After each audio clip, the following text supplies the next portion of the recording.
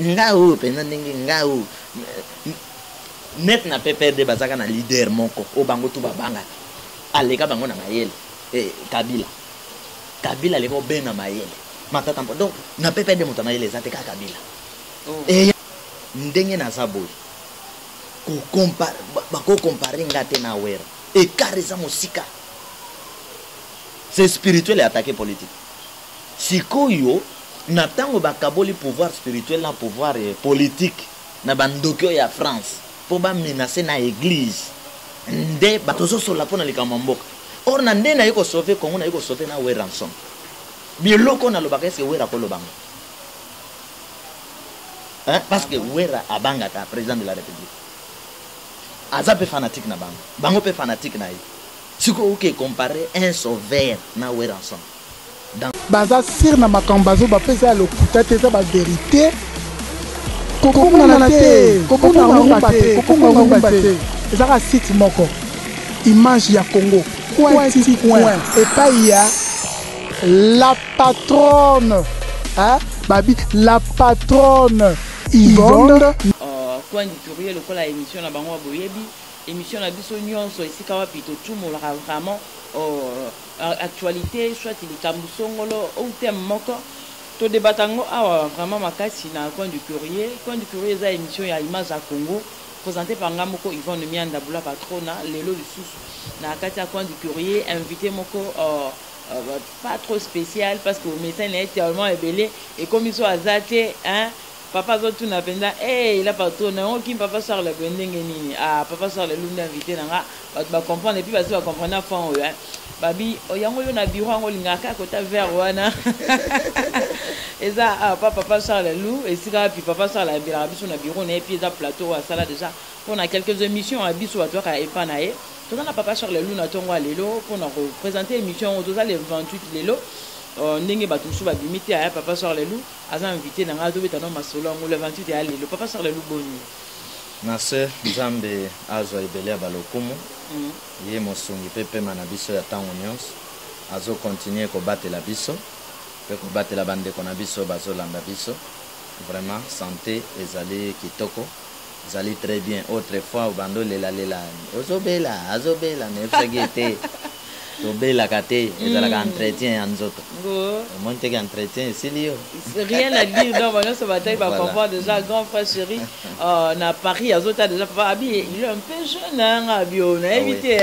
tout non c'est vrai ça na nzoto nazali très jeune mais na molimo naza mokolo même ya mbutakizenga papa ça na osko dia wana ndeko nanga wana asepelaka naza vraiment jeune et puis que les bons moments ko bundela mboka ezalaka ba temps oyo nzoto ezali nanu ko fonctionner mais nazali mokolo ya mikolo ebele obino boyebi naza mokolo na ebele wana botangi déjà mbutakizenga na kati ya makambo papa ça on attend mbutakizenga c'est-à-dire mbutakizenga aza mokolo moko awa hein babenga ye patriarche na politique ya mboka oyo ba musika na CV na talon ya sikoyo tala nanu ngana molimo mokolo c'est-à-dire naza moto alelo te naza moto akala amtakala par rapport ya mutakizenga na mamsu mais CV ya wana na talon vote batala bazoye ba quand même tout à fait c'est comme ça histoire na loba eloko moko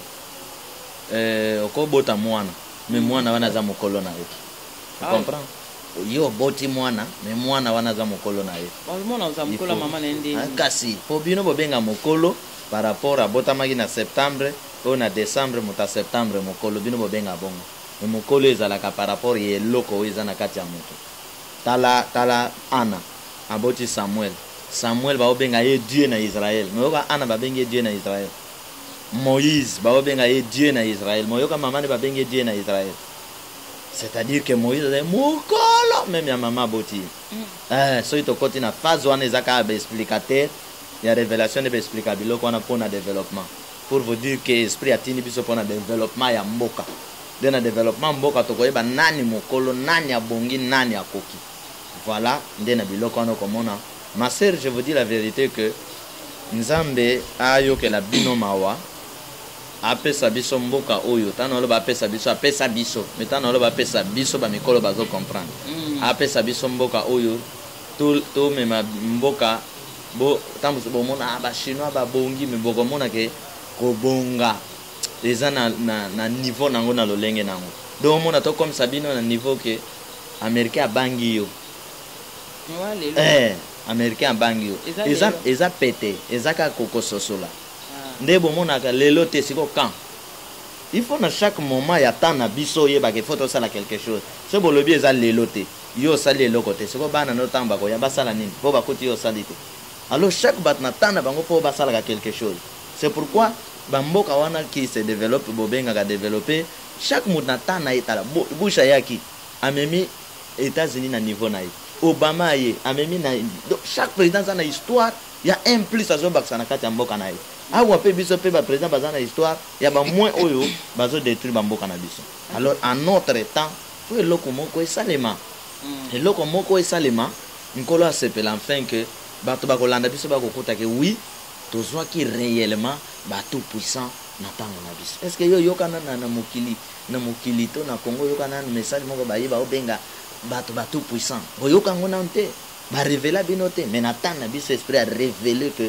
bana na ngai faut beaucoup na niveau wana ya bato puissant c'est que le somo ni biso puissant en tout cas na osa ape makambo eza tout puissant papa ça le toza lelo mardi le 28 il paraît marche moko fallait que ça mais en attendant on a aussi fan on a déjà na bureau ya papa ça donc ça vraiment musika 3-4 bis pour na commencer papa ça le azali na tamboli na yoka ki pe que le 28 ba opposant expiré ba préparer qui marche alors pouvoir expirer il pas préparer marche na même date pour vous dire na yebisa bino ke ba luka makila ba bochaka te alors ba no luka makila ba pour activer biloko na bango parce que basi ba komi na so et comme ka pesa ténèbres na banganga na bango ba komi ka pesa koto yo pesa kuna pe pesa ba komi ka pesa alors ce qui fait que ba préparer ki ku wana ya makila ya bato sopana du fait que ba vandika pona ko tromper na yoki ke ba nile ba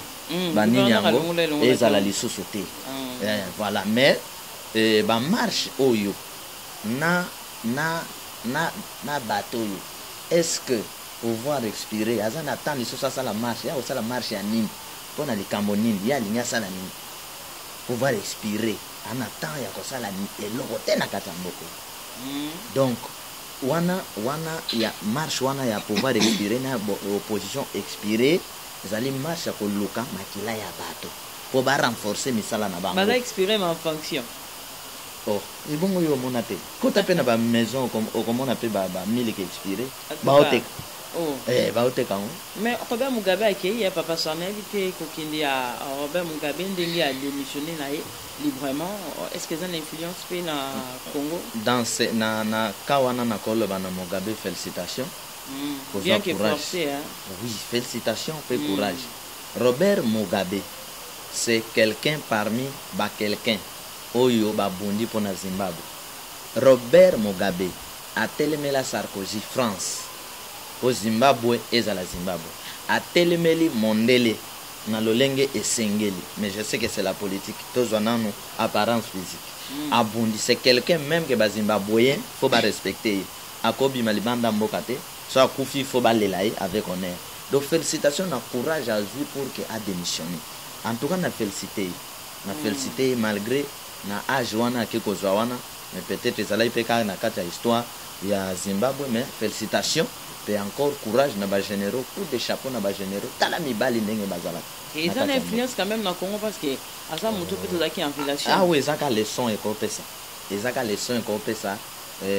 ba pouvoir expirer que boko sala nyonso boko boma ndenge bolingi boko boma ta mutu abimisi information ya ba réunion bosala kana ba réunion secrète na bino bosala ka mutu abimisi information bo yoki bo bomi ni boye bakake suka ezali donc leçon ya monene yango wana e bandele ezali suka pe ezali mais problème ezali que makomi elobi vaut mieux la fin d'une chose que son commencement siko na Afrique bakotaka bien babimaka mabe mais vaut mieux la fin d'une chose que son commencement alors Robert Mugabe n'engagé éclairci que papa sur le pardon te bakotaka bien Mobutu akota kitoko dans la sortie na comment esclave na mboka ba Mosé akoti kitoko tala kobima na ye.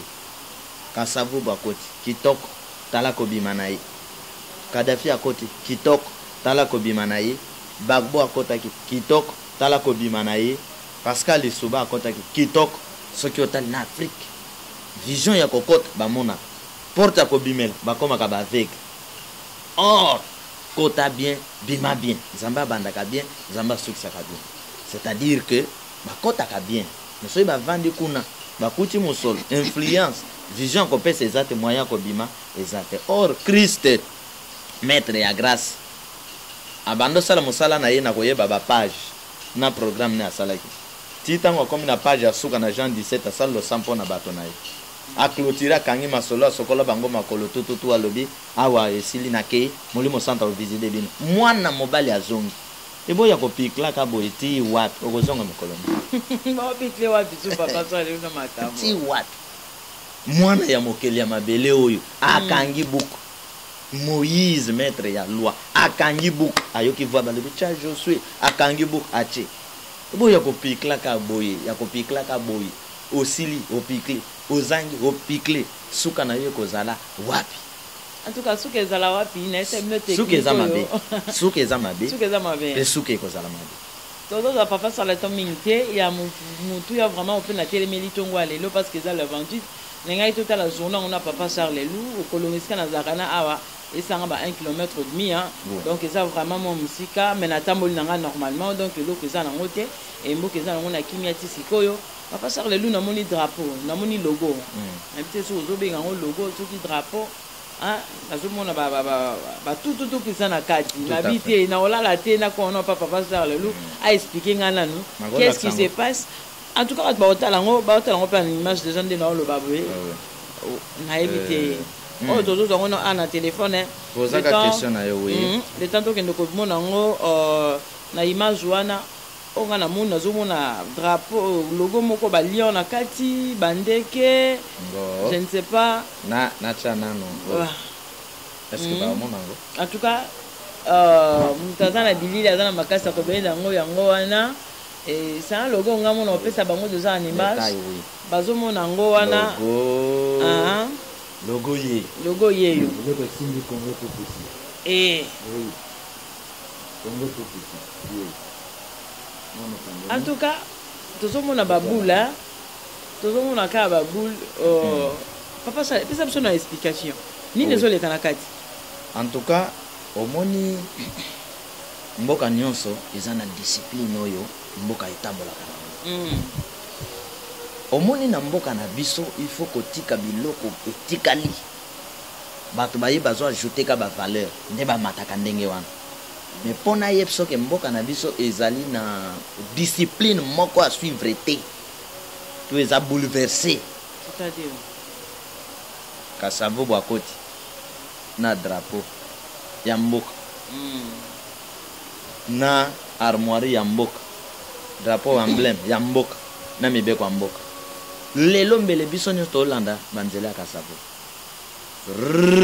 Mobutu akoti alobi Kasavubu mpe eloko nini alongoli nyonso ayeli biso drapeau ya vert na nini moko na kati basimbi vert achange armoire makambo nyonso ebongwani Mobutu aye na discipline na ye tolongwe wana esuki wana te Mobutu ake moze akoti alobi Mobutu mobebisi azongisi aponi atie lisusu moze akende boyo Joseph akoti kabanga lobi ay wana pe biloko nini ayeli biso blé moko na kafumba fleuve moko makila euta kuna kwa pe ba drapeau nyonso wana so ne expliquer yo comment na biloko eza na kati même l'émission mosusu na pesa explication comment donc tout basalaka basi bachana drapeau wana pe dato babimisa drapeau wana ba prêta serment ko bimisa drapeau wana date moko ne explication ne expliquer yo mawa comment chaque président abimisa ka drapeau na asalaka makambo na vision ezate ce qui fait que to préparer nous parlons na Congo tout puissant oui biso to lobela te que biso Congo tout puissant alors na kati ya Congo tout puissant Congo tout puissant aza na secret moko oyo bapesa ye indépendance jeudi jeudi ezali journée sacrée ya Congo oyo yokaka nazoyebisa bino ke mokolo botama eza journée sacrée na yo bonégligeaka eza mpe na kati ya mibeko ya temps de vengeance tokomi deja na 5 mibeko ya temps de vengeance alors nde tozwi ka mokolo wana jeudi o mokolo toya totali spiritualité nango o toya na mokili kasi sauveur aya na mokili. Ah ok, jeudi date na yo akobotama. Ok. Obotama jeudi jour na yo. Ni boyeba ngo lelo po bokoyeba makambo asalaka wana ezota wapi. Alors ndi okanti na tinda banzoi pam. Banzoi famille na bango ezala jeudi. Nde jeudi tozi indépendant. Omoni nzambe asala makampamba te. Soki otali na kobotama ya mwana mobali oyo okufa nene ekolusi Emmanuel akufi vendredi 6e jour asekwi premier jour pour nani akufa 6e jour makomi olobi na 6e nzambe akela moto ce qui confirme ka akokufela moto pour nani asekwi premier jour eza mokolo mabele Dieu créa le ciel et la terre ozomona ke eza na hasard te nyonso eza bien calculé. Est-ce que vous comprenez? Alors, Congo va passer indépendance fabriquée à l'Okuta wana jeudi. Donc, ma camion se kangi mboka weza na jeudi wana. Esprit à le bon, tout puissant. Yo pe ozo kita na mokili jeudi wana.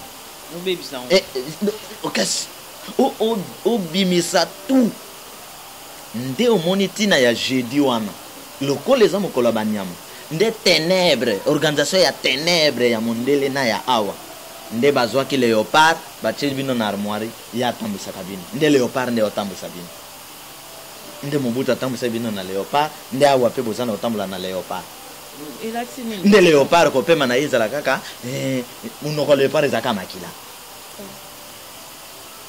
Donc normalement na jeudi wana il faut totambola na reine ya lion o musée azongisaki simba wana ndeko moko alinga tuna question bongo lion za na makila te ngina loba comment que na koti na esprit na yo azalaka pe na makila mais tuna ba chef coutumier tina nini balinga kozwa na bokonzi na bango na biloko na bango balinga kozwa ka poso ya léopard.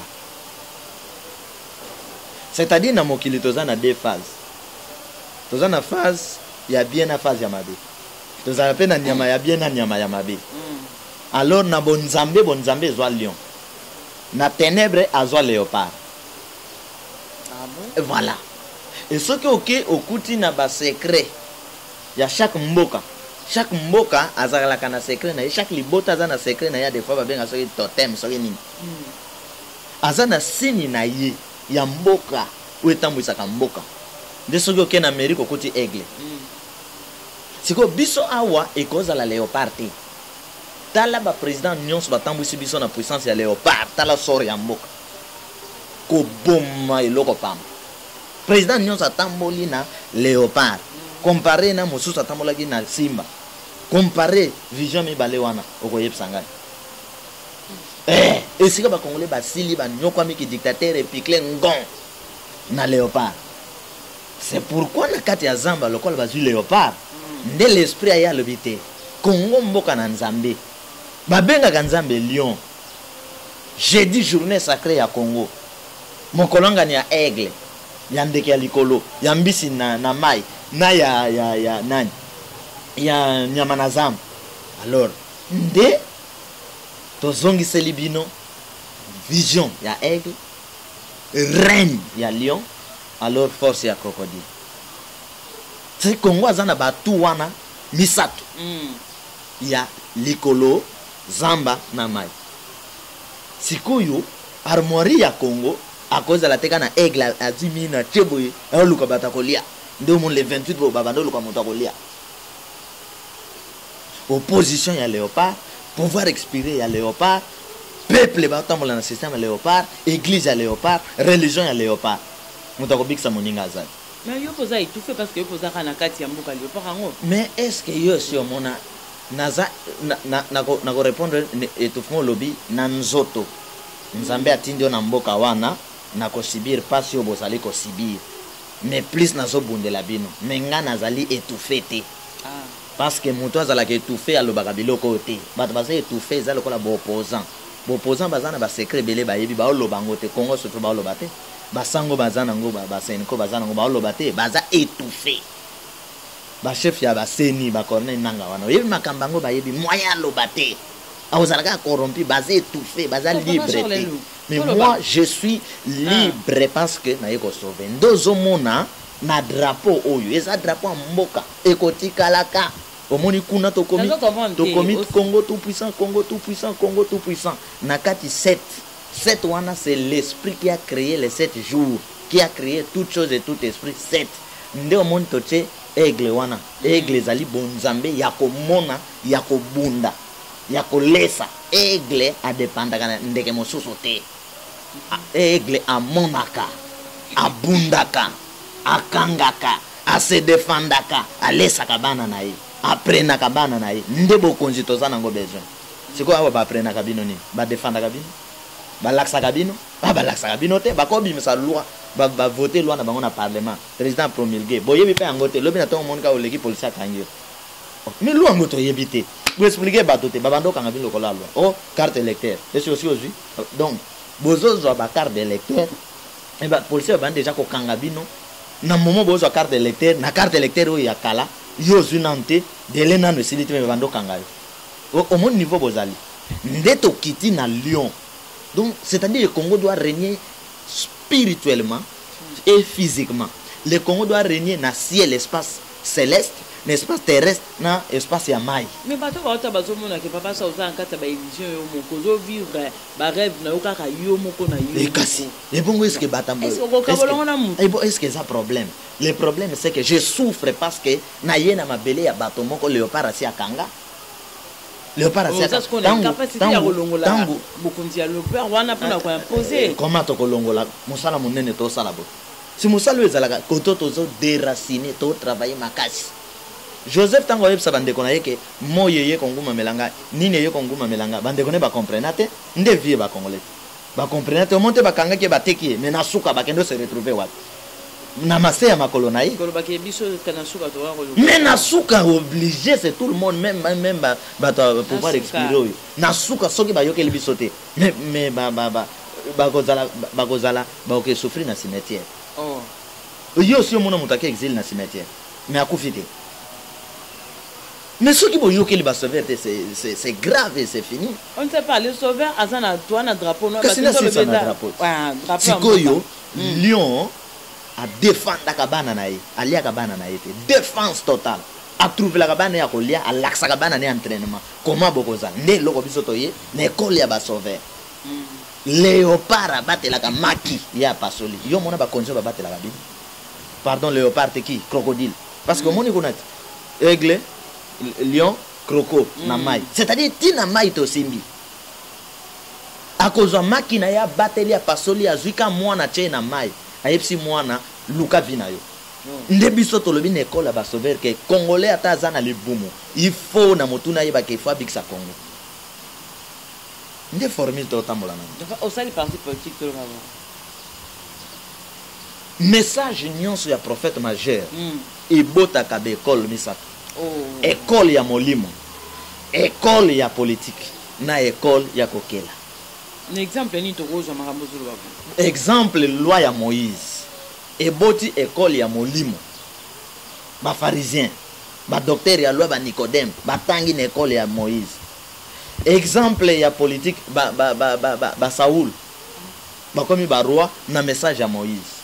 Exemple, ba sacrificateur, tous ces gens, ba keliwana, na loi ya Moïse, ba savant ya tango wana. Oh, grâce lelo, catholique azoli ya mbongo na simani. Kimbangi azoli ya na simani. Si ya grâce. C'est quoi vengeance aye na ba discipline spirituelle, politique, scientifique pour un Congo tout puissant. Papa ça doit ba discours non que oka papa ça, les gars pour vivre la partie politique là. Papa Charles reste le grand guide. Et katina ye il faut battre ya mayele babotama soki zela na silisa tant que politique eza branche département monene na kati ya mboka soki basauver babimi na politique te bokobika ndeni po il faut bato babima kuna basala ekasi bokobika ndeni. Mais attends, vous allez parti politique, vous allez pas papa sur la tête parce que papa sur la qui n'a message il y a un parti politique beaucoup zélé ko sauver bino pour parti politique nyon so bozo zela awa muto akeli bino ngo belge ngo yona kata iba koko na bino maboko ye wana o dribbler à créer opposition créer parti à pouvoir de bo souffrir mena ye sanga parti politique bo bino bo zela bo bika oyo ko boye vision monene o parti ni papa ozo tala papa sécurité il dépêche ozo mona ngote parti ni mais IDPS ezali parti fabriqué, parti contrôlé na ba belge. Chaque fois c'est problème ça. Papa Tshisekedi bandoke wa. Félix Tshisekedi a remplacé Papa Tshisekedi. Félix Tshisekedi c'est problème mbangwa ok wa. Siko yo monte ke zabo um. Ce système à léopard, ezabo um. Est-ce que nga ndé na zote yawa? Omona nga na ke na Italie papa pona ke zo ba référence à koya côté. Non, pour mes actes, non, on a qui n'a pas côté. Au lieu où il y a normalement, comme le corps va débuter, on va continuer sur l'église pour voter. C'est qu'on nani et après, on ici parti politique. Nani prophète majeur, il y a un mokili, sans qu'il y ait un bilo comme ça, sans qu'il y ait un bilo comme ça, non, non, vous êtes sûr que tu dis ma partie politique, non, tu es sûr qu'il y a un rôle, pas de sauter dans ma matière. Na lobby boye zelana epselo comme maman Yvonne aboti mapasa azwizeni pan aboti mapasa. Est-ce que maman Yvonne ndengo boti mapasa wa osali son 1 2 na mapasa oboti soki moko akomi kuluni yondo sali somo nda akomi kuluni, c'est-à-dire kobota mwana moko to mapasa eza déjà na logique ya nzambe pona mwana mwasi wa bala na mwana mobali oya zwizeni akobota moko to mapasa de même message nyonso ya molimo yaka pona mboka ebimisaka biloko wana na kati eza li somo te mais aka bino moko ba ke musa nzamba ko sa politique te message à Ngolo, c'est là toujours que na loi ya Moïse, les hommes de Dieu étaient dans la politique. Oui, c'est eux qui décidaient dans la loi ya Moïse. Tant qu'il y a un prophète Élie, Oyo Kanga basoda ya Syrie, un prophète qui aveugle les prophètes. Et ça parti politique. C'est spirituel et attaqué politique.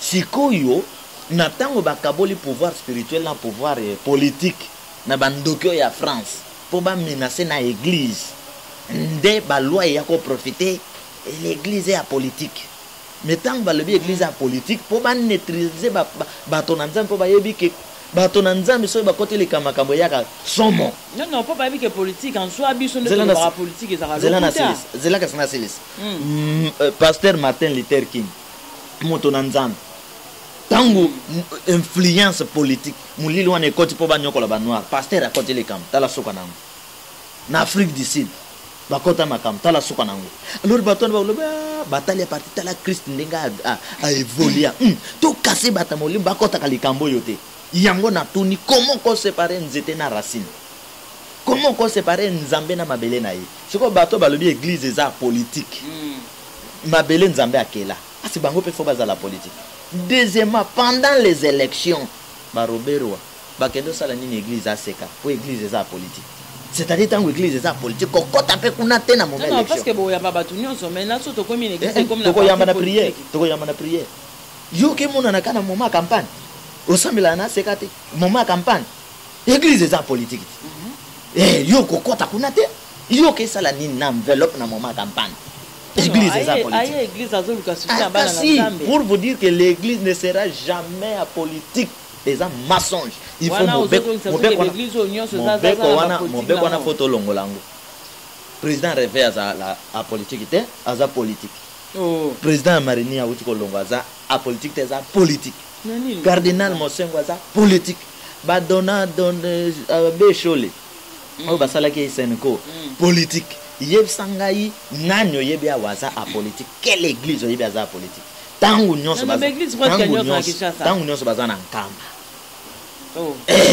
Est-ce que la politique église est cause à la politique? wana mobeko wana tokolongola yango na temps de vengeance wana so na pas ça la Congo ligne tokolongola yango comme église eza la politique siko nani kobunda bitumba en tout cas pas en plus tant bolobi église eza politique bandimi nyonso baza bato église siko tant boloba na bango ya politique en politique mboka ekufa boye église ake eza la politique na likambo eza ba stratégie pour que banyokolaka bana na nzambe yango seigneur alobi tout puissant yo kitana non ils ont peur de quoi bomi bengaka ba pasteur ba prophète boko sarate bino bolobaka vérité or na politique ba secret professionnel ezali oyo mutu akoki koloba te ozokomona te ke epondima noko koya papa sa na biso tozozela oyo la so vérité ana tanda bozana ba secret nakoyebisa eloko moko politique ezali département ya monene nzambe ayebi yango yesu akufela biloko misato akufeli église akufeli politique akufeli science na prouvé yesu akei ofo tobeta ye pwani na guérir mo guérison c'est ça partie scientifique tolongwe wana inscription ya liwana ye o tozoboma ye parce que celui-ci est le roi des juifs wana ezali politique o tozoboma po bamibengi mwana na nzambe eza partie spirituelle yesu akufela biloko misato wana sikoyo okoya koloba ke politique nzambe ayebi yango alors le problème c'est que tozwaki tubana moko satan bazwaki ndoki deke babotamaki babebisi politique na lokuta ya kindoki bazwaki banda bomwana nde bomoni politique ekoma mabe nde bato balo soki pasteur ake kuna okobeba par rapport tozwi baacteur politique moko des sorciers qui n'ont pas la vérité na monoko na bango qui n'ont pas la vocation ya kosauver na kodefendre bato yango makambo ebebi mais soki bato balandi marche oyo biso tozokenda yango bakopesa bakongolais goût ya kosala politique bakopesa église goût ya kosala politique tokokoma na Congo tout puissant Congo tout puissant na marche boke non boza na 4 places na nini parlement boza en tête boza ndenge na 4 places nini nyonso bazosala wana omonika po bato bazanga basila son. Est-ce que parlement bito wana parlement est-ce que toko tanga lisola parlement nango non beaucoup on soit combien de places poto ye baka parce que mais quand tout ezali par terre na minute moto makasi champion wazali vous comprenez c'est-à-dire même oyebi ngana minute ko na loba ke malamu ko to bunda bitumba ke to sala élection non expliquez biso bien non parce que déjà ko zoati hein bitumba bunda na banani papa ça oui na banani on va accompagner le 28 ans ko marche até zela na yebsa yo oh to sali élection en 2006 na ba bemba na ba mbutaki ba tricher élection na bana na nzambe o bazali na kadwa bimi pam oza témoin ba tricher d'élection ba ke simple ba bunda bitumba wa ba bomba midi mwa ba oza témoin to ken élection en 2011 ba zuité bazwi ba papier ba ke bwaka ngona fikini ngoy mulunda bimisa biloko yo motema ne yebi un jour ako dévoiler ngo pour abima étiquette ya ba pasteur nzamba ko tumisa ke molimo sante ko tumisa un jour ako dévoiler ngo ou soit soki a dévoiler ngo te ba ko rouler mayele po ba boma ya avant mais asala déjà ba vidéo bomba ngo quelque part ba tricha aux témoins ba chama nduki na oh il y a partout de gauche à droite aux témoins na bamboka mososo ke moto azwi une élection esengo ezalaka bato na mboka mobimba oza témoin bato nyonso baosepela présidence esepela mais awa soki moto abimi kaka manduki ka boye basodaka manduki boye c'est-à-dire batrishaka yango awa lisusu tokende na élection oyo ekomi oyo tozokende élection moko ya machine soki machine nini bakoma obenga yango awa machine soki machine kombo moko asika ebimi ya machine élection nanto bandosala wana bakoki te nde toke ya machine mpona nini parce que ba préparer tricherie mais biso tozoluka tobima na bowumbu ya mundele na ya inconscient africain so po tobima na bowumbu oza sûr que kana même bat na élection liboso ba tricher mi bale ba tricher ya misa oyepsingo kozwa te nga o pena ndenge nga o net na PPRD bazaka na leader moko o bango tu babanga aleka bango na mayele Kabila leko benga mayele matata donc na PPRD mutana ile zate ka Kabila yango moni bango to babanga kaye donc mutu akopesa likanseke bon yo vanda nan mososo akota zate po babanga kaye d'abord à sportif a beta ka bango vous comprenez alors aleki bango na mayele aleki bango na stratégie mutu mayele kuna zate talana mais biso na temps de vengeance mutu nyonso amba yele mutu nyonso anati bon to yo kumisa mayele na bango balobi Papa Charles na yo atika osala ba aventure na lo mama bato ba lo bananga. Sina sili c'est la yo. Pardon na sili c'est la yo. Sikoyo yo lobi na kozwa te. Kuna leader na bango eza Kabila. Kabila tokene débat. A olonganga. To ça l'élection biso balé sincère. Vraiment kolonganga. Ouais ka son kutu ndeko na yo lobi papa na ngabi. Ouais ka kutu ndeko na ye. Aleki na gaz. Aleki na batu na Congo. Wana na lobi. Papa moka bengenga aleki papa Charles azolo bakeya a postulé na présidence babi na ngana yibisa yo wera kutu aleki na gaz aleki na succès aleki na bazakishaza soka kena présidence akozwa te boni yo zo meka ba machine na yo lo satia te na solo ba ndeko alimbisa ngai soki na lobi yango na ndenge sengita mosusu na bomota koloba ke papa Charles a fingi na te omoni ndenge na zaboy ko compare ngate na wera e kareza musika wera kolle kanga ne loko moko na ipsang na ipsayo papa sa na ipsayo te lo bako wera kolle kanga kaka peut-être na molili esi 2 na kolatis kaka na molili peut-être te na lomoli 2 akolle kanga kana kolatsa basi mabe ngana leki na lumière mais la population sikoyo ozuwera c'est mon frère ocheye candidat ochenga candidat to sala débat to sala campagne wera akole kanga ndoto oni ndeko nanga zo rêver toni donc azwa Yesu ce qu'on appliqué ba terme ba to ba comprendre gate ezaneta zo Yesu na Barabas a comparer ban. Ah oui. Vous comprenez? Nga problème na cause nango kaka batamulili bazebele bakolinga nga mingi te. Mais batamulili bakolinga wera mingi parce que ayeba ko servir bango. C'est ça différence et loko ndeko koyeba. Mais non comme moi, to créer des batailles entre ngana wera. Non. Mais awa tozo so la pona likama mboka. Or na ndena yiko sauver Congo na yiko sauver na wera ensemble. Biloko na lobaka est-ce que wera ko lobango? Parce que Wera abanga ka président de la République. Aza pe fanatique na bango. Bango pe fanatique na yi. Siko uke comparer un sauveur na Wera ensemble. Danseur musicien. Ba oyo kutu ba koyemba Memphis ke na sens ba nzembo Congo bon. Ndenge ndeko ya wuti ko beta iloko moko awo. Varzin mozul. Na yoki ba yokeli na likonya. Ke fale kana jugement. Non, donc ndeko nanga te ko comparer place wana to ko ya ko sumo na bonde ko nanga sumo donc papa Charles azabu ekar ya musika ngana wera nson siko papa Charles yo pona yo lo lobi na ba candidat nyo sonde to ki ni élection bulu ata 5 o so ba leki te mais to ko le ngai na ki nganu poto ke na débat bo le kana na awa candidat ni toko le kanai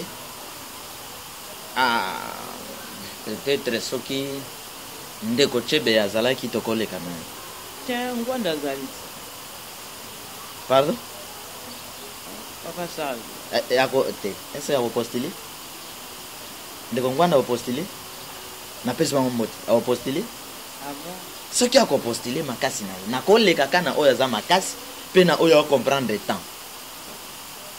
Mais na te pas comprendre parce que ba mo ndo sa ba ma aventure ba mo na ke donc garçon yo avandi na ye soki pe mo iso pe vampire ko mtu esale bazo comprendre mamozolo bozolo la sincérité to zo sa no bazé oyebi nzamba yebsanga eloko moko lobi ozala kana facilité ka en face ya ba élu. OK. C'est-à-dire il y a des gens to kutana te benganga te alandaka andima azo avance. Ah bon, encourage ça à parti politique. Papa Charles azalaka influencé te ndenge ba influencer ba na 2011 ba créer ba parti à fraude pour soutenir fraude. Papa Charles est poussé par l'esprit mayoka catholique. Ya sentir na ye ayoka catholique. Ya sentir ya ba sauveur. Imagine toi sentir ya ba sauveur. Siko sauveur tango pesa toli na yoka tendenge. Quand papa ça le soko zuite lelo na Kinshasa to lo bani. Soki na zuite ni. Soko zuite na présidence na candidature no ke otika ba. Il est difficile. il est difficile à joindre. En tout cas, notre futur président est là. Le problème, c'est quoi? Nauto Yepsoka ke président ya Seni. Hein? Azaka akokani na président ya Liboso na ya Mibale. C'est-à-dire les oiseaux ya même famille. Azana ngambo ya manduke zakabo. Il faut satisfaire Batonaï. C'est pourquoi yoki crie d'alarme. Malamu to bunda bituma. Keto kene élection. Malam to bunda bituma on oye batozo ke les rébellions bunda bitumba wapi nanani. Mais yo nyonso na ça les habituma. Nazo epso que si nous voulons la délivrance eza na solution mo société bitum. Bitumba ngo ya koto. Bitumba to ebi ba combat spirituel les alliés. Hein? Yo ba est-ce que bitumba ba nyonso. C'est-à-dire quoi? Congolais conscient na bomoko alobi non eloko songolo toza na manduki te toko remporter victoire toko bouleverser les choses. Nous devons changer les choses. Ce qui toke na système d'élection il va que Louis Michel anasi aya te pile na biso ese beti nous sommes en rouge donc futur président na biso ceux qui ba élection ezali na 2018 ndenge le président Corneille Nangaa lobaki ndenge pe calendrier ezali exact que 2 chambres déjà 2018 aux élections en Congo. Papa Charles Lelo a candidat. Mais avant tout comme attend il y aura des surprises. Parce que comprendre quand même na mituna na ngape la patronne le bon pour anité. Papa Charles Lazarana ceux qui na lui maba ko plus nga ya noté. Hein na papa Charles na women pe na ye mais c'est KPC ya no parce que eza mutuna eza préoccupation ya bato pe bazolanda biso baza na besoin ya koyeba. Papa Charles Lelo parti en on a habité surtout fils c'est pour quand tous ans de préparation.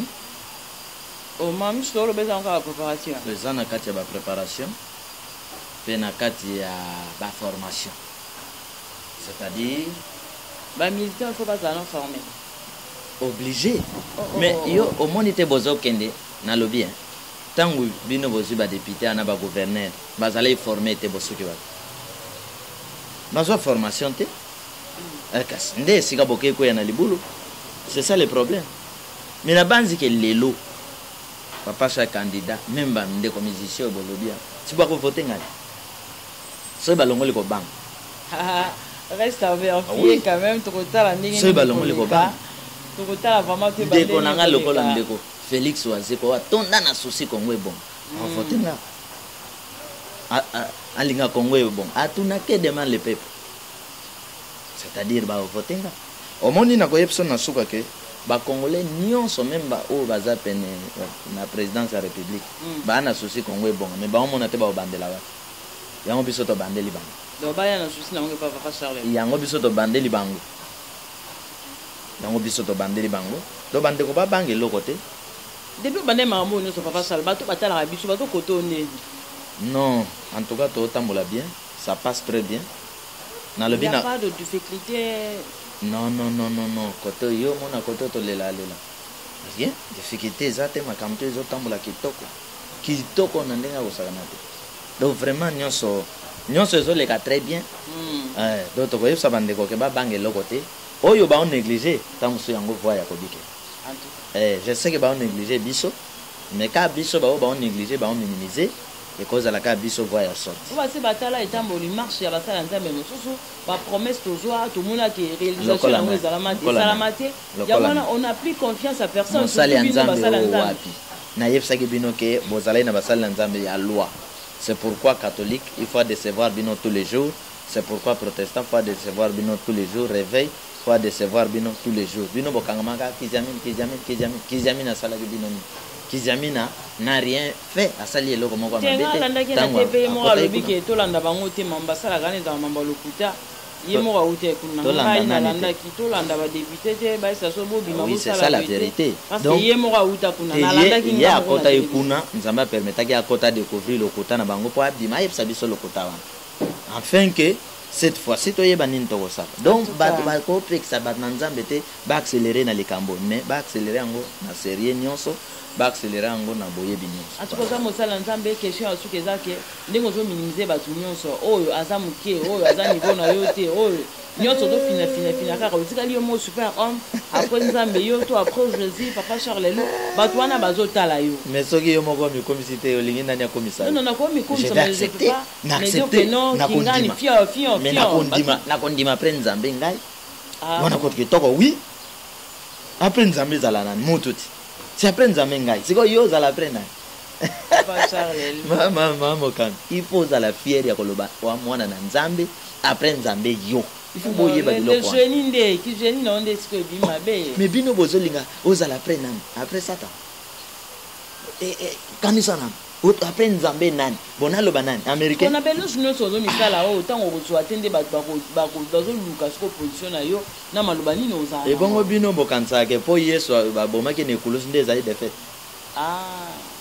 on a compris biso sosi tokoli na maloba papa Charles lelo tokoli na suka bao bazolanda biso quand même eza na bana mosusu barata maplombe mais bazwa vie par rapport ya bana bazwa maplombe papa, en tout cas, papa, au soulager biso.